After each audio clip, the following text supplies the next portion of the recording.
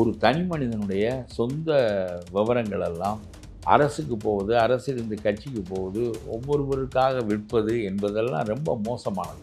மகளிருக்கு 1000 ரூபாய் குடும்ப தலைவிக்கு என்று அறிவித்தார். 1 கோடி பேருக்கு கொடுத்தார். 1.5 கோடி பேர் விண்ணப்பித்தார்கள். 50 லட்சம் பேர் தள்ளுபடி ஆகிவிட்டார்கள். இப்பொழுது அந்த தள்ளுபடியானவர்களெல்லாம் பட்டியலுக்கு வந்து விட்டார்கள். ஒரு 10-100 பேர் ஒன்று சேர்ந்திருக்கிறார்கள். அவர்களெல்லாம் என்ன சொல்கிறார்கள் என்றால், 2 ஆண்டுகளுக்கு முன்பு எங்களை தள்ளினாயே, தகுதி இல்லை என்று. இப்பொழுது அந்த தகுதி எப்படி வந்தது? தகுதி இருக்கிறது என்று ஒப்புக்கொண்டு விட்டாய். அப்பொழுது ஏன் தகுதி இல்லை என்று சொன்னாய்? உனக்கு குறைவான பேருக்கு கொடுக்க வேண்டும் என்பதற்காக அப்படி சொன்னாய். இப்பொழுது தேர்தல் வருகிறது என்பதற்காக விரிக்கிறாய்.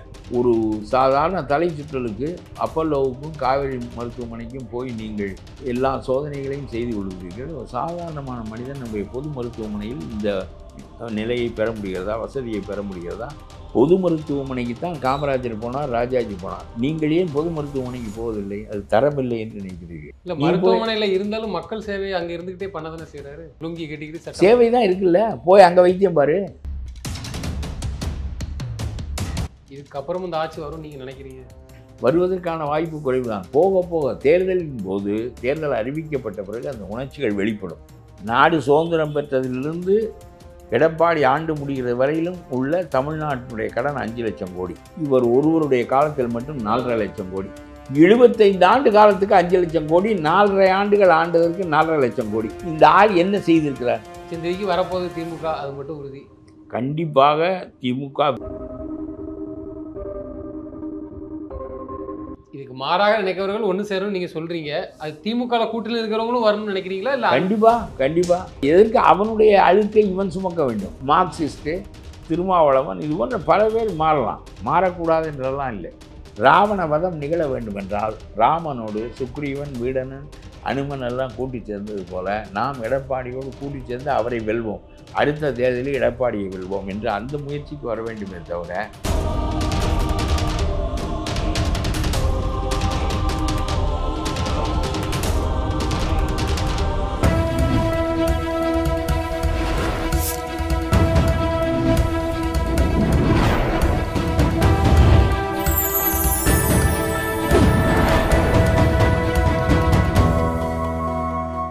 சேனல் 5 தமிழ் நேயர்களுக்கு வணக்கம். இன்றைய நேர்காணலில் நம்மோடு பேச இருப்பது தமிழ்நாடு தன்னுரிமை கழக தலைவரும் முன்னாள் சட்டமன்ற உறுப்பினருமான திரு பழ கருப்பையா அவர்கள். சார் வணக்கம் சார்.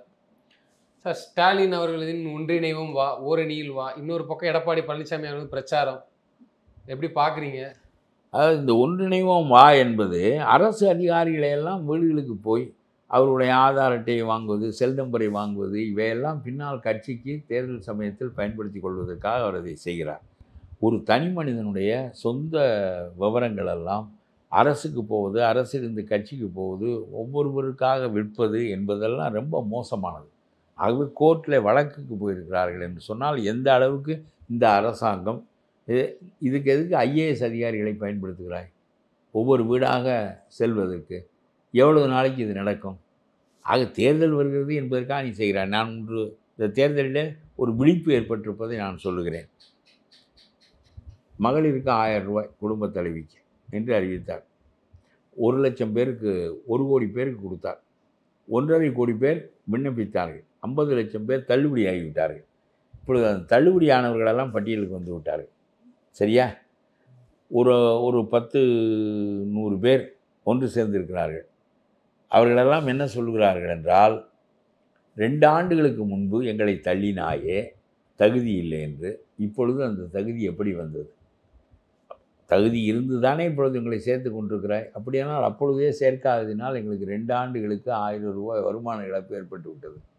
ஆகவே இந்த அரசாங்கம் இன்றைக்கு எனக்கு என்ன தகுதி இருக்கிறதோ, இன்றைக்கு தகுதி இருக்கிறது என்றால் அன்றைக்கும் இருந்தது என்று தான் பொருள். அன்றைக்கு இல்லாத புது விதிகளின் பேராக எங்களை சேர்க்கிறாய்? இல்லை. ஆகவே கொடுத்து முதல் 2 வருஷம் கொடுக்கல, அதை பற்றி சொல்லி. ஆகவே எங்களுக்கு 2 ஆண்டுகளுக்கு நாங்கள் தகுதி உடையவர்கள் என்று இப்பொழுது ஒப்புக்கொள்கிறாயே, அப்பொழுது நீ ஒப்புக்கொள்ளாததினால் 2 ஆண்டுகளுக்கு எங்களுக்கு வர வேண்டிய பணம் வரவில்லை. ஆகவே 1000 ரூபாய் மேனி 12,000 ரூபாய் ஒரு குடும்பத்திற்கு 2 ஆண்டுகளுக்கு 24,000 ரூபாய் எங்களுக்கு சேர்த்து தர வேண்டும் என்று 10-100 பேர் கிளம்பி இருக்கிறார்கள். நான் அவர்களுக்கு யோசனை சொல்கிறேன், நீதிமன்றத்துக்கு போ. இந்த 2 ஆண்டுகள் தகுதி இருக்கிறது என்று ஒப்புக்கொண்டு விட்டாய். அப்பொழுது ஏன் தகுதி இல்லை என்று சொன்னாய்? உனக்கு குறைவான பேருக்கு கொடுக்க வேண்டும் என்பதற்காக அப்படி சொன்னாய். இப்பொழுது தேர்தல் வருகிறது என்பதற்காக விரிக்கிறாய். ஆனால் எங்களுக்கு தர வேண்டிய இந்த 2 ஆண்டு நிலுவையை தா என்று கோர்ட்டில் போய் கேளுங்கள் என்று சொல்லியிருக்கிறேன். இந்த ஒருங்கிணைவும் திட்டம், இந்த புதிய இவையெல்லாம் என்ன நிலையை ஏற்படுத்துகின்றன என்பதை பாருங்கள். ஒன்று, நான் சொல்லுகிறேன், நீங்கள் அப்பல்லோவுக்கு போய் படுத்து விட்டீர்கள் தலை சுற்றலுக்காக. நீங்கள் உடல் நலத்தோடும் உரத்தோடும் வாழ வேண்டும் என்று நான் உங்களுக்கு வாழ்த்து சொல்கிறேன், அது வேறு. ஆனால் ஒரு சாதாரண தலை சுற்றலுக்கு அப்பல்லோவுக்கும் காவேரி மருத்துவமனைக்கும் போய் நீங்கள் எல்லா சோதனைகளையும் செய்து கொள்கிறீர்கள். ஒரு சாதாரணமான மனிதன் நம்முடைய பொது மருத்துவமனையில் இந்த நிலையை பெற முடிகிறதா, வசதியை பெற முடிகிறதா, ஏன் என்று கேட்பதற்காக அங்கே நாதி இருக்கிறதா? பொது மருத்துவமனைக்கு தான் காமராஜர் போனார், ராஜாஜி போனார். நீங்கள் ஏன் பொது மருத்துவமனைக்கு போவதில்லை? அது தரமில்லை என்று நினைக்கிறீர்கள். உங்களுடைய பிள்ளைகளை ஏன் அரசு பள்ளிக்கூடத்தில் படிக்க வைப்பதில்லை? தரமில்லை என்று நினைக்கிறீர்கள். அப்படியானால் நீங்கள் இந்த மக்களிடமிருந்து வேறுபட்டு மேட்டுக்குடியினர் நான், அவர்களெல்லாம் பள்ளக்குடியினர் என்று வேறுபடுத்துகிறீர்கள். அதனாலே உங்களுக்கு வசதி இருக்கிறது, எல்லாம் வந்திருக்கிறது. இந்த உங்களுடைய குடும்பத்திற்கு 50 ஆண்டுகளுக்கு முன்னால் இல்லாத வசதி இப்பொழுது வந்துவிட்டது. அப்பல்லோவில் போய் நான் சொல்லுகிறேன், ஒரு குடிமகனுக்கும் நாடாளுகின்றவனுக்கும் ஒரே மாதிரியான தேவைகள் தான் உண்டு, ஒரே மாதிரியான வசதிகள், ஒரே மாதிரியான மருத்துவமனைகள் தான் இருக்க வேண்டும். நீ இங்கே தான் பார்ப்பது என்ற ஒரு முறையை மேற்கொண்டால் இந்த மருத்துவமனையின் தகுதி மேம்படும், பெருகும். நிறைய மருத்துவமனைகளை தாலுக்காவாக உண்டாக்கு. இல்லை, மருத்துவமனையில் இருந்தாலும் மக்கள் சேவை அங்கே இருந்துக்கிட்டே பண்ண தானே செய்கிறாரு.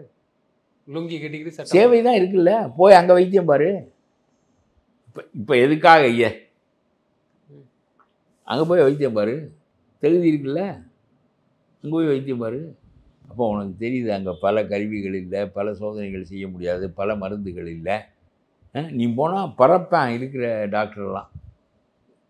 அதாவது சொல்கிறேன், நாடாளுகின்றவனுக்கும் ஆளப்படுகின்ற குடிமகனுக்கும் உள்ள வேறுபாடு இந்த ஆட்சியினுடைய மோசமான நிலையை காட்டுகிறது. இப்போ வரக்கூடிய தேர்தலில் திமுக வந்து வெற்றி பெறதுக்கு வாய்ப்பு இல்லை. இப்போ அதை ஒத்துக்கிறியா? இது இது இது ஒன்று.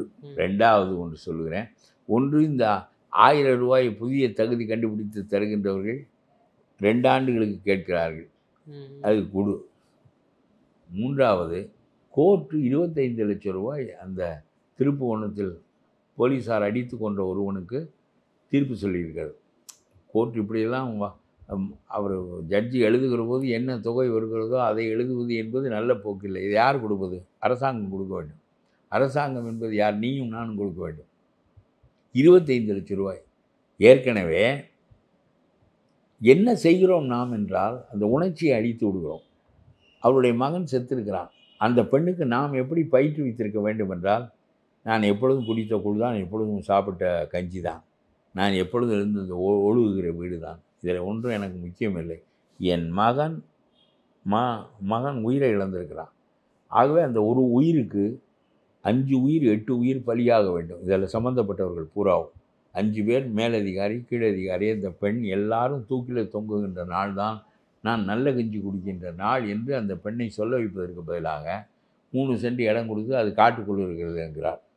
அப்புறம் வேலைக்கு ஏற்பாடு செய்து கொடுத்தால் அது கிட்டத்தில் இருந்தால் தான் போவதற்கு வசதியாக இருக்கும் என்று கோரிக்கை பட்டியல் நீடுகிறதே தவிர, ஒரு அரசாங்கத்திடம் சாவை பற்றிய உணர்வு மழுங்கிவிட்டது. நம்முடைய பிள்ளை ஒருவன் செத்து போய்விட்டான், அநியாயமாக செத்து போய்விட்டான், இவ்வளவு பேருக்கு மாற்று அவர்கள் தூக்கில் தொங்குவது என்கின்ற உணர்ச்சி போய், எனக்கு இடம் போதவில்லை, சைக்கிள் போதவில்லை, கிட்டத்தில் இருக்கவில்லை, தூரத்தில் இருக்கவில்லை என்று சொல்லி கடைசியில் அரசாங்கம் 7.5 லட்சம் ரூபாய் கொடுத்துருக்கிறது. இந்த 7.5, ஏனென்றால் கள்ளக்குறிச்சி மாதிரி கள்ளச்சாராய சாவுக்கு தான் அவர்கள் 10 லட்சம் கொடுப்பார்கள். இதெல்லாம் அடித்து சாகிறதுக்கெல்லாம் 7.5 லட்சம் கொடுத்து விட்டார்கள். இதுபோக கோர்ட்டு 25 லட்ச ரூபாய் கொடுக்க சொல்கிறது, 32.5 லட்சம் ரூபாய். இது நான் சொல்லுகிறேன், கோர்ட்டு மனம் போன பாக்கில் கோர்ட்டு சொல்லுகிறதோ என்று எனக்கு தோன்றுகிறது. இந்த பணத்தை யார் கொடுப்பது? அரசாங்கம் இதற்கு கொடுக்க வேண்டும். இந்த அதிகாரிகளுடைய பணத்திலிருந்து அவருடைய ப்ராவிடன்ட் சேர்க்கையெல்லாம் சேமிப்பெல்லாம் இருக்குமே, அதிலிருந்து எடுத்து கொடு. கோர்ட் அப்படியெல்லாம் சொல்ல வேண்டும். தவறு செய்தவனுடைய இதிலிருந்து எடுத்து கொடுப்பதா, அரசாங்கத்திலிருந்து கொடுத்தால் நீயும் நானும் அல்லவா கொடுக்க வேண்டும்? இல்லை, தப்பாக சம்பாதித்து வைத்திருக்கிற ஸ்டாலின் பணத்திலிருந்து கொடுக்கட்டும். 25 லட்ச ரூபாய் நீங்கள் நிறைய பணம் வைத்திருக்கிறீர்கள், சொத்து இருக்கிறது, நீங்கள் தவறாக ஆண்டீர்கள், போலீஸை சரியாக கையாளவில்லை, போலீஸாரை கட்டுக்குள் வைத்து கொள்ளவில்லை, ஆகவே உங்களுக்கு அது ஒரு அபராதமாக இருக்கட்டும், 25 லட்ச ரூபாய் உங்களுடைய பணத்திலிருந்து கொடுங்கள் என்று சொல்லுங்கள். எதுக்கு மக்கள் பணத்திலிருந்து நீங்கள் 25 லட்சம் பிறகு 50 லட்சம் சொல்வீர்கள்? நான் கேட்கிறேன், சாத்தான் குளத்தில் செத்தவனுக்கு கொடுக்க வேண்டாமா? ஏற்கனவே 24 குடும்பங்களில் இதுபோல் லாக்அப் மரணங்கள் நடந்திருக்கின்றனவே, அடித்து கொண்டிருக்கிறார்கள், அவர்களுக்கெல்லாம் கொடுக்க வேண்டாமா? 25 குடும்பங்களுக்கும் 25 லட்சம் கொடுக்க சொல்லுங்கள். ஏன் இவனுக்கு மட்டும் தீர்ப்பு சொல்லுகிறீர்கள்? ஆகவே கோர்ட்டு சிலவற்றை மேல்வாரியாக பார்க்கிறது. அவர்களுக்கு வருகின்ற உணர்வுகளுக்கு ஏற்றபடி தீர்ப்பு சொல்லப்படுகிறது. அது நல்ல போக்கிலே அது இந்த அரசாங்கத்தை கட்டுப்படுத்துகின்ற விதம். ஒன்று, அடித்து கொண்டவனுடைய பணத்திலிருந்து அவனுடைய சேமிப்பிலிருந்து கொடுக்க வேண்டும். அது அரசாங்கத்திடம் இருக்கும், அதை எடுத்து கொடு. இல்லை என்றால் ஸ்டாலின் பணத்திலிருந்து கொடு. எதுக்காக வரி பணத்திலிருந்து, மக்கள் வரி பணத்திலிருந்து கொடுக்குறாய்? தப்பு யார் செய்தார்கள்? மக்களாக செய்தார்கள், போலீஸ்காரன் செய்தான், அவனுடைய பணத்திலிருந்து கொடு. ஆகவே இது மனம் போன போக்கெல்லாம் நாம் தீர்ப்பு சொல்லி கொண்டு போனால், ஏன் இந்த 24 பேருடைய சாவு இல்லையா? அப்பனும் மகனும் கொடூரமாக அடித்து கொல்லப்பட்டார்கள் ஒரு வீட்டுக்குள். அவர்களுக்கு 50 லட்சம் கொடுக்க வேண்டாமா 2 பேருக்கு? தீர்ப்புகள் எழுதப்படுகின்ற போது பின்னால் அதை பின்பற்றுவதற்கு தோறாக எழுதப்பட வேண்டுமே தவிர, ஏதோ சரி அவனுங்க. 2வது, அந்த பெண்ணிடம் இருந்த உணர்ச்சியை போக்கி விட்டோம். என் மகன் செத்து விட்டான், அவனை கொன்று விட்டார்கள், கொன்றவனெல்லாம் தூக்கில் தொங்க வேண்டும், நான் பார்த்து விட்டு சாக வேண்டும் என்று இருக்க வேண்டிய ஆவேசம் போய் கடைசியில் இவர் கொடுக்குறார், அவர் கொடுக்குறார், அரசாங்கம் கொடுக்குறது, நீதிமன்றம் சொல்லுகிறது என்று கடைசியில் அவருடைய உணர்வை மழுக்கி ஒன்றுமில்லாமல் செய்து இல்லை. அந்த உணர்வை மழுக்குவது யார்? இந்த எதிர்க்கட்சியாக இருக்கக்கூடியவர்கள்லாம் போய் பார்க்குறாங்களா? திருமாவளவன் சொன்ன ஸ்டேட்மெண்ட் என்னன்னா, இதெல்லாம் நடக்க தான் செய்யும், இதெல்லாம் சாதாரணங்கிற மாதிரிலாம் வார்த்தை பேசியிருந்தார். அதே கண்டிச்சாங்க எல்லாரும். அது எனக்கு தெரியவில்லை, அவர் பேசியது எனக்கு தெரியாது. ஆனால் பொதுவாக சொல்லுகிறேன், நாம் கோர்ட்டாக இருக்கட்டும், மற்றவர்களாக இருக்கட்டும், ஏற்படுத்த வேண்டிய உணர்ச்சி அந்த உயிருக்கு உயிர் பலியாக வேண்டும் என்பதுதானே தவிர நாடு அஞ்ச வேண்டும். ஒரு 6 மாதத்தில் நடத்து. இன்னும் அந்த என்ன ஊர்? சாத்தாங்குளம் வழக்கு இன்னும் 3 ஆண்டுகளாக. எதற்கு ஒரு வழக்கு 6 ஆண்டுகள் 3 ஆண்டுகள் நடக்க வேண்டும் என்று கேட்கிறேன். இந்த வழக்குகளெல்லாம் தனி வழக்குகளாக்கப்பட்டு 6 மாதத்தில் இந்த அண்ணா பல்கலைக்கழகத்துக்கு தீர்ப்பு சொன்ன மாதிரி தீர்ப்பு சொல்லி முடித்து அவனை தூக்கில் தொங்க விட்டால்தான் மக்களுக்கு கொஞ்சமாக நம்பிக்கை வரும். உயிரை பறி கொடுத்தவர்களுக்கு ஒரு ஆறுதல் ஏற்படும். அதெல்லாம் இல்லாமல் சும்மா ஆளுக்கு ஒரு தீர்ப்பு, ஆளுக்கு ஒரு பேச்சு, அந்த அவர்களுக்கு போய் கொட்டி கொடுத்து விட்டால் எல்லாம் சரியாக போய்விடும் என்று சொல்லி கடைசியிலே அவர்கள் செத்ததை பற்றிய கவலையை விட அவர்களுடைய கோரிக்கை பட்டியல் நீண்டு கொண்டிருக்கும். இதுதான் நம்ம கண்ட பலன். மக்களுடைய உணர்ச்சிகளை சாகடித்து விடுகிறோம். இதுக்கப்புறம் இந்த ஆட்சி வரும் நீங்கள் நினைக்கிறீங்க?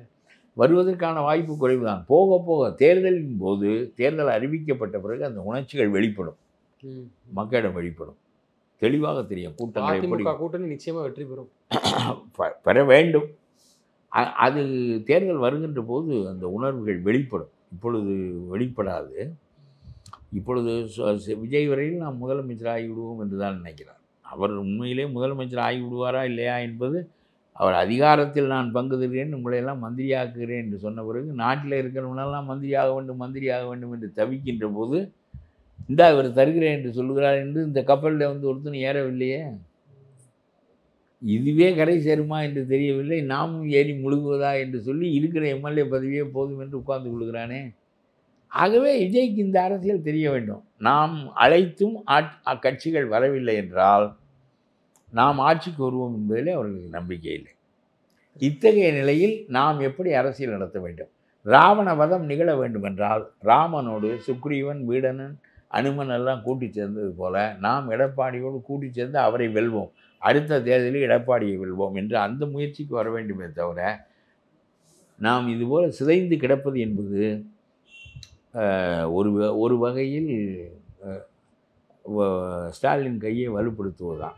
சீமான் இருக்கிறார், ஸ்டாலினுடைய அண்ணன் இறந்து விட்டார், போய் கேதம் கேட்க வேண்டியதானே. இங்கிருந்து ஆள் வைத்து முக்கியமான ஆள் மூலமாக தகவல் சொல்லி நான் கேதம் கேட்க வருகிறேன் என்று சொல்லி, உலகத்தில் கேதம் கேட்பதற்கு சொல்லிவிட்டெல்லாம் போவதில்லை, திருமணத்திற்கு போவது சொல்லிவிட்டு போகலாம். கேதம் கேட்பது என்பது யார் இருந்தால் இல்லாவிட்டாலும் பணத்துக்கு போய் மரியாதை செய்துவிட்டு வருகிறோம். உடையவர்கள் அங்கே தான் இருப்பார்கள், யார் இருக்கிறாலும் அவர்களிடம் கேட்டு விட்டு வருகிறோம். இவருக்கு நோக்கம் முத்துவினுடைய மனைவியிடம் கேட்பதல்ல, இவருடைய நோக்கம் முதலமைச்சரோடு பேச வேண்டும், கேதம் கேட்க வருகிறேன் என்ற சாக்கில் பேச வேண்டும். அவரும் வீட்டுக்கு வா என்று சொல்லுகிறார், அவருக்கும் புரிகிறது. இப்பொழுது திமுக எதிர்ப்பிலிருந்து பின்வாங்கி விடுவார் சீமான் என்று நான் சொல்லவில்லை. அவர் சொல்லுவார், திமுகவை கடுமையாக எதிரு, திமுகவுக்கு எதிரான வாக்குகளில் ஒரு பகுதியை நீ பிரி, எடப்பாடி கை ஒன்று சேர்ந்து விடக்கூடாது, ஆகவே நீ என்னை எப்பொழுதும் போல் எதிர்த்து கொண்டு உன்னுடைய ஆட்களுக்கு பணம் தருகிறேன், உன்னுடைய கட்சிக்கு பணம் தருகிறேன், நான் பார்த்து கொள்கிறேன். என்னை திட்டுவது போல திட்டு, அவரோடு சேர்ந்து விடாதே என்பதுதான் அவருடைய அரசியல். அவர்கள் 2 பேரும் பேசிய அரசியல் அதுவாகத்தான் இருக்கும். விஜய் கட்சியில் இருக்கிறாங்க, திமுகவில் இருக்காங்க, தேர்தல் ஸ்ட்ராட்டஜிஸ்ட்டு. அவங்க தானே என்னமோ நாங்கள் தான் ஜெயிக்க வெற்றி பெற வைக்கிறோம். சும்மா சொல்லுறேன். இந்த பாமகவை ஒருத்தன் வெற்றி பெற வைக்கிறேன், அன்புமணியை முதலமைச்சராகிறேன் என்று சொல்லி பெருமனத்தை பெற்று மாற்றம் முன்னேற்றம் அன்புமணி என்று போஸ்ட் அடித்தோடு முடிந்தது. இப்பொழுது அந்த ஆள் தான் இப்பொழுது விஜய்க்கு யோசனை என்றால் பார்த்துக்கொள். ஆதவ ஒரிஜினா பேசிட்டு இருக்காரு, வழக்கம் பேசக்கூட தெரியலையே, திக்குறாங்களே. அது ஒரு பக்கம் இருக்கட்டும். இந்த யோசனை சொல்லுகிற ஆள் பாமகவை அரியணையில் ஏற்றி விட்டு வந்து விட்டார். இப்பொழுது விஜயை ஏற்றுவதற்கு. ஓ, புரியுது. இந்த மாதிரி தானே தலைவர்களே இருக்கிறார்கள். யாரை வைத்துக் கொள்ள வேண்டும் என்று கூட தேர்வு செய்ய வேண்டாமா? இறுதியான ஒரு கேள்வியா, புதிதாக நாடாளுமன்றம் சென்றிருக்கிறவர்களை எப்படி பார்க்குறீங்க? அதில் முக்கியமாக கமலஹாசன் அவர்கள். இல்லை அது என்ன பார்ப்பதற்கு என்ன இருக்கிறது? தினம் ஒவ்வொன்றை ஏதோ அவருக்கு தெரிந்த அரசியலை அவருடைய கட்சிக்கு எது நன்மையானது என்று கருதுகிறாரோ அதை செய்கிறார். இதில் என்ன வந்தது? இது இப்பொழுது ரொம்ப நாட்டினுடைய அரசியலில் பெரிய அழுத்தத்தை ஏற்படுத்தி விடுமா? ஒன்றும் கிடையாது. இப்பொழுது இருக்கிற சிந்தனை ராவணவதம் நிகழ வேண்டும் என்பதுதான். இப்பொழுது இருக்கிற சிந்தனை ராவணவதம் நிகழ வேண்டும். ரொம்ப கொடுமையாக 4.5 ஆண்டுகள் ஆண்டிருக்கிறார்கள். நாடு சுதந்திரம் பெற்றதிலிருந்து எடப்பாடி ஆண்டு முடிகிற வரையிலும் உள்ள தமிழ்நாட்டினுடைய கடன் 5 லட்சம் கோடி. இவர் ஒருவருடைய காலத்தில் மட்டும் 4.5 லட்சம் கோடி. 75 ஆண்டு காலத்துக்கு 5 லட்சம் கோடி, 4.5 ஆண்டுகள் ஆண்டதற்கு 4.5 லட்சம் கோடி. இந்த ஆள் என்ன செய்திருக்கிறார்? இந்த கடனை யார் கட்டுவது? நான் தானே கட்ட வேண்டும். நாம் கட்டவிருக்கின்ற கடனை தாம் தூம் என்று ஆக்கி 1000 கொடுத்து கடைசியிலே தான் ஆட்சிக்கு வருவதற்கும் தான் சம்பாதிப்பதற்கும் வழிவகுக்கிறது. தவிர என்ன சிறப்பு இந்த ஆட்சியில் இருக்கிறது? உச்சந்தேதிக்கு வரப்போகுது திமுக, அது மட்டும் உறுதி. கண்டிப்பாக திமுக வீழ வேண்டும். இதற்கு மாறாக செயல்படுகின்றவர்கள், தனித்து நிற்கின்றவர்கள் எல்லோரும் ராவணன் மீண்டும் சீதையை வைத்துக் கொள்வதற்கு வழிவகுக்கின்றவர்களே தவிர ராவண வதம் நிகழ்வதற்கு வழிவகுக்கின்றவர்கள் இல்லை. இதுக்கு மாறாக நினைக்கிறவர்கள் ஒன்று சேரும் நீங்கள் சொல்கிறீங்க. அது திமுக கூட்டத்தில் இருக்கிறவங்களும் வரணும்னு நினைக்கிறீங்களா? இல்லை, கண்டிப்பாக எதற்கு அவனுடைய அழுக்கை இவன் சுமக்க வேண்டும்? திமுகவினுடைய அழுக்கை எதுக்கு சிபிஎம்மும் முத்தரசன் நேர்ந்து விட்டவர் திமுகவுக்கு. அவரை விடுங்க. அவர் வைத்த வாய் எடுக்காமல் ஒத்து ஊதுகிறவர். அவரை விடுங்க. இது ஒரு கம்யூனிஸ்ட் கட்சியினுடைய சாபக்கேடு இந்த முத்தரசன்லாம். மார்க்சிஸ்ட்டு, திருமாவளவன், இது போன்ற பல பேர் மாறலாம். மாறக்கூடாது என்றெல்லாம் இல்லை. அதிமுகவோடு எங்களுக்கு எந்த பகையும் இல்லை என்று இடையறாமல் சொல்லி கொண்டிருப்பது கதவை அடைத்து விட வேண்டாம், திறந்தே வை, தோது இருந்தால் வந்து விடுகிறேன் என்பது தான். அது அப்போ அப்படி தான் பார்க்கணும் அதை. ஆமாம், நிச்சயமாக சார். வரக்கூடிய தேர்தலில் தெரிய வரும். இன்னும் காலங்கள் இருக்குன்னு சொல்கிறீங்க. இந்த கூட்டணியே வந்து மாறும். தொடர்ந்து தங்களது கருத்துக்களை பகிர்ந்தமைக்கு நன்றி.